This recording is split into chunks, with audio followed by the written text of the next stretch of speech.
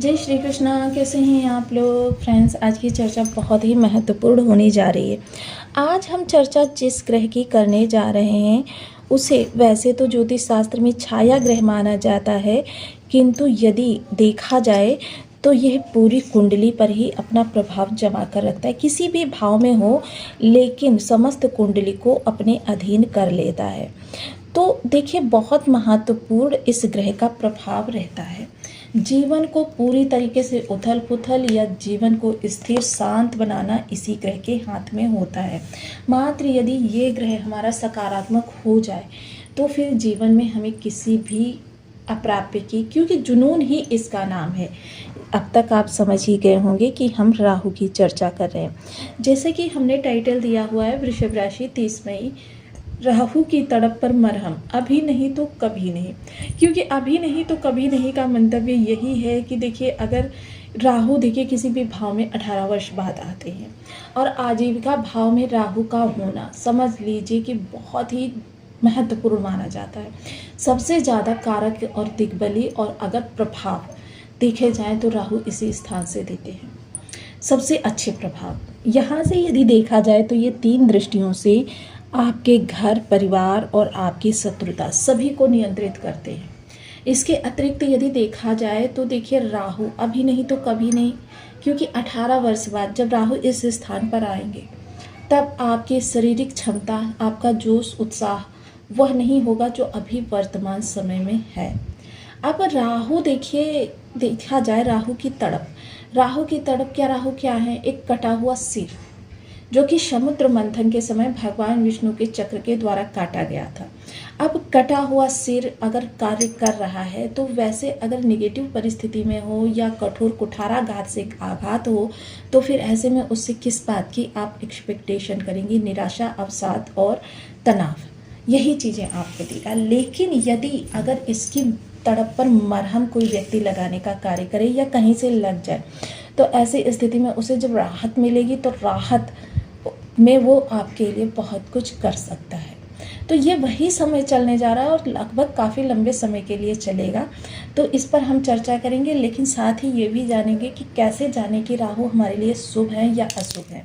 Mostly इस समय जिस तरीके से हम जान रहे हैं राहु को, वो अपनी बॉडी लैंग्वेजेस के द्वारा, अपनी बॉडी में बदलाव के द्वारा और साथ ही साथ जानते हैं। क्योंकि इस समय हम जन्म कुंडली का लेकर, राहु को लेकर नहीं कार्य करते हैं। हम इस समय आपकी शारीरिक क्षमता, आपकी शारीरिक आकार, आपकी शारीरिक बनावट और आपके मन मस्तिष्क की स्थिति के द्वारा ग्रह को जानते हैं कि ग्रह किस तरीके से आपके लिए काम कर रहा है। साथ ही साथ जानेंगे कितना आपके लिए प्रभावी है। बने रहे हमारे साथ इस वीडियो में एंड तक, आपको बहुत कुछ जानने के लिए मिलेगा। वीडियो बहुत ज्ञानवर्धक होने वाला है। यदि आपकी लग्न में कुंडली के प्रथम भाव में 2 नंबर बना हुआ है तो ये राशिफल आपके लिए। यदि कुंडली में कहीं भी चंद्रमा के साथ 2 नंबर बना हुआ है तो ये राशिफल आपके लिए। कुंडली ना होने की स्थिति में आप इसे नाम राशि से भी देख सकते हैं। यदि अभी तक आपने अपने इस चैनल को सब्सक्राइब नहीं किया है तो प्लीज़ सब्सक्राइब कर लीजिए, वीडियो को लाइक कर दीजिए, चैनल को शेयर कर दीजिए। इससे होगा क्या कि हमारे आने वाले हर वीडियो की नोटिफिकेशन मिल सकेगी आपको सबसे पहले। एक प्यारा सा कमेंट करना बिल्कुल ना भूलें। कमेंट से हमें बहुत मोटिवेशन मिलता है, हौसला मिलता है और ये पता चलता है कि आप और क्या जानना चाहते हैं। सर्वप्रथम राहु क्या है? छाया ग्रह है। अब सर्वप्रथम ये जानते हैं कि देखिए, ये चीज़ आप स्वयं पर देखिए। अगर आपके मस्तिष्क में कोई भी मस्तिष्क हो, देखिए वो उसमें निगेटिव और पॉजिटिव राहु को किस तरीके से हम पहचानेंगे, क्योंकि निगेटिव और पॉजिटिव राहु ही डिसाइड करेगा कि आपके कैरियर में या आपके घर में धन की स्थिति या आपके परिवार में खुशहाली या आपके शत्रुओं का आपके ऊपर रिएक्शन कितना पड़ने वाला है। ये सारी चीज़ें यहाँ पर बैठकर राहु ही नियंत्रित करेंगे। अब राहु को हम मस्तिष्क में ही देखेंगे क्योंकि मस्तिष्क ही राहु का स्थान होता है। अब अगर आप ईर्ष्या से किसी भरे रहते हैं, मान लीजिए किसी न किसी व्यक्ति के, एक व्यक्ति जाता है दूसरे व्यक्ति से आप ईर्ष्या में लग गए। दूसरी चीज़ क्या है कि अगर आपकी किसी के साथ कोई इश्यूज़ हो गया, दिन रात आप उन्हीं इश्यूज़ में लगे रहते हैं, आपके अंदर तनाव बहुत ज़्यादा रहता है, मानसिक डिप्रेशन की स्थिति में रहते हैं, या फिर आप अपने मस्तिष्क को, कभी कभी तो आपके जो छोटी सी बात भी इतना ज़्यादा आपको पंच कर जाती है कि आप रातों को उठ उठ कर भी उस चीज़ के बारे में सोचते रहते हैं। जैसे ही आँख खुली बस वही चीज़ ध्यान में आ गई और बस उसी पर विचार करना चालू कर दिया, यानी कि रात की नींद खराब। तो रात की नींद खराब, अगला दिन खराब। तो ये सारी चीज़ें जो होती हैं ये नेगेटिव राहु की होती हैं। पॉजिटिव राहु क्या होता है कि अगर उसके सामने कोई अप्रिय स्थिति बन भी जाए तो उसको वो 2-4 मिनट सोचता है, फिर झटक देता है, अपना पूरा फोकस अपने कार्य क्षेत्र पर लगा देता है या किसी स्किल को सीखने में लगा देता है। मोस्टली ये राहु की सबसे अच्छी अवस्था होती है। और यही अवस्था जो जिन लोगों के अंदर यही क्वालिटी होती है वो लोग क्या करते हैं, मतलब अपनी स्किल्स को डेवलप करते हैं, अपनी ध्यान को एक स्थान पर एकाग्र करते हैं। और इसके द्वारा देखिए ये तनाव, ये डिप्रेशन, साइंटिफिकली बहुत सारे, योग में बहुत सारे आपके उपाय हैं, इनको करके आप अपने माइंड को बिल्कुल सुचारू कर सकते हैं। आप लॉजिकली या साइंटिफिकली देखा जाए, आप मानसिक भ्रम, अचानक होने वाले बदलाव, छुपी हुई महत्वाकांक्षाएं, इन सभी के लिए अगर देखा जाए तो तनाव में रहने वाला मस्तिष्क हमेशा इन चीज़ों के बारे में गलत निर्णय लेता है और हमेशा आर्थिक नुकसान करता रहता है।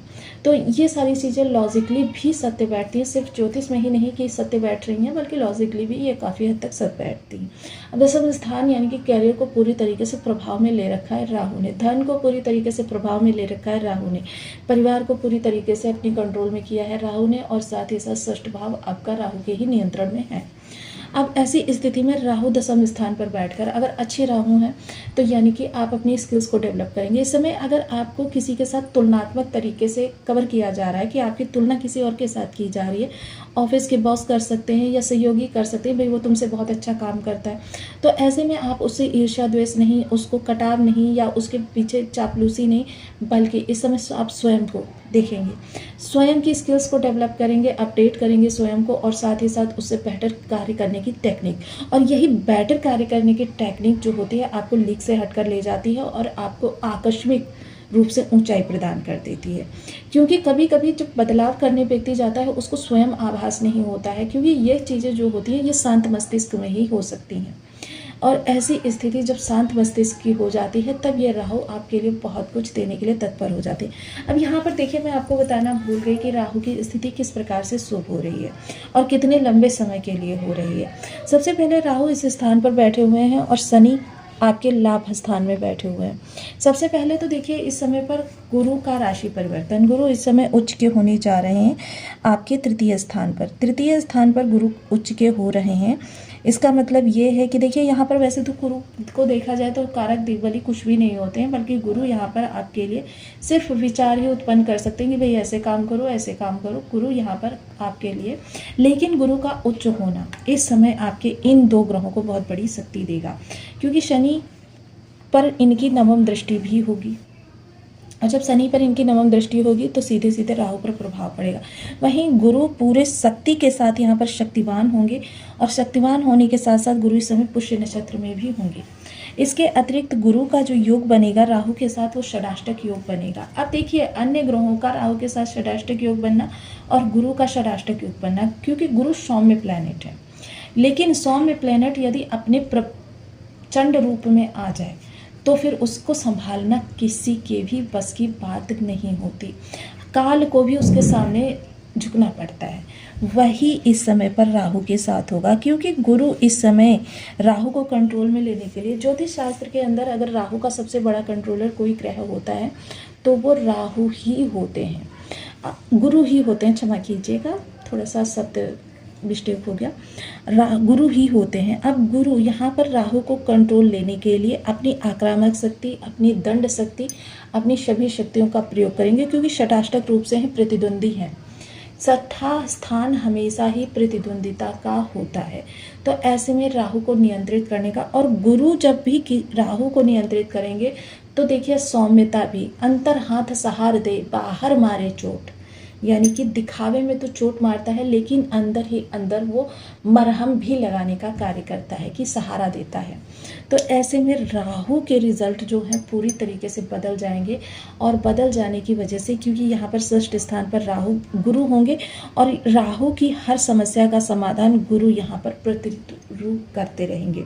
साथ ही साथ कैरियर को आपके ग्रोथ देंगे। कैरियर इस समय जो लोग शासन प्रशासन से जुड़े हुए हैं या मैनिपुलेटिंग वर्क करते हैं, ऐसा कोई भी कार्य कार्य जहाँ पर वाणी संवाद और साथ ही साथ अपने रूप को बदलने की, मान लीजिए कि एकदम एग्रेसिव स्थिति है सामने और एकदम से उस स्थिति को आपको चेंज करना है, एकदम से वहाँ पर स्विंग करना है, ये सारे कार्य जो होते हैं ये इस समय आपके लिए बहुत बेहतर रिजल्ट लेकर आते हुए दिखाई देंगे। लेकिन सबसे पहले आपको अपने माइंड को रिलैक्स करना पड़ेगा।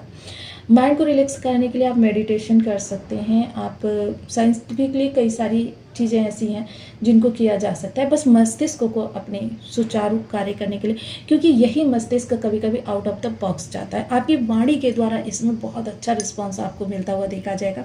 आपकी वाणी जनमानस, यानी कि अगर कह दिया जाए ना कि पूरे इंडिया को आपको संबोधित करना है, तो भी आपकी वाणी इस समय कम से कम 90% लोगों को अपने प्रभाव में लेकर चली आने वाली है। तो ये बहुत महत्वपूर्ण होने वाला है।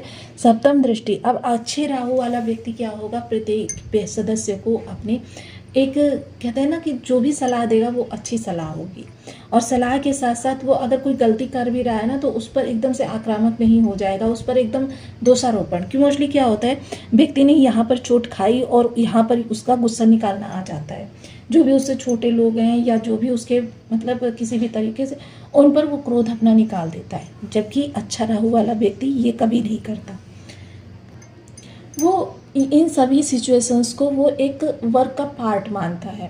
तो ऐसे में क्या होता है, अगर उसको किसी ने उस गलतियां दिखाई भी हैं उसकी, तो वो एकदम क्रोधित नहीं हो जाता, बल्कि क्या करता है, वो उसको वहीं पर रियलाइज़ करता है कि हाँ वास्तव में मेरी गलती है। वो अपनी गलतियों को दूसरों के ऊपर थोपने का प्रयास नहीं करता। तो ऐसे व्यक्ति से उसका परिवार भी काफ़ी आसान रहता है, भाई तुम जितना हो सके घर से बाहर ही रहो। तीसरी चीज़ क्या है, शत्रु नियंत्रण। शत्रु नियंत्रण, अब अच्छे राहु वाला व्यक्ति शत्रुओं को सदैव अवॉइड करेगा, फोकस अपने कंप्यूटर पर करेगा। अब जब अपने कंप्यूटर पर फोकस करेगा तो जाहिर सी बात है अपनी स्किल्स को डेवलप करेगा, अपने आप को अपडेट करेगा, और अपने आप को अपडेट करके, क्योंकि आप कंप्यूटर से आक्रामक होकर लड़ने तो जा नहीं सकते, भाई तुम मुझसे बेटर क्यों हो, बल्कि जब हम स्वयं को उससे बेटर बनाएंगे तभी उसको हम डिफीट कर पाएंगे। और यह लोग जो होते हैं अच्छे राहु वाले, हमेशा अपने कंप्यूटर पर दृष्टि रखते हैं। वो भी इसलिए नहीं कि उसको हमें कम लेके जाना है या उसको हमको चापलूसी के द्वारा हरा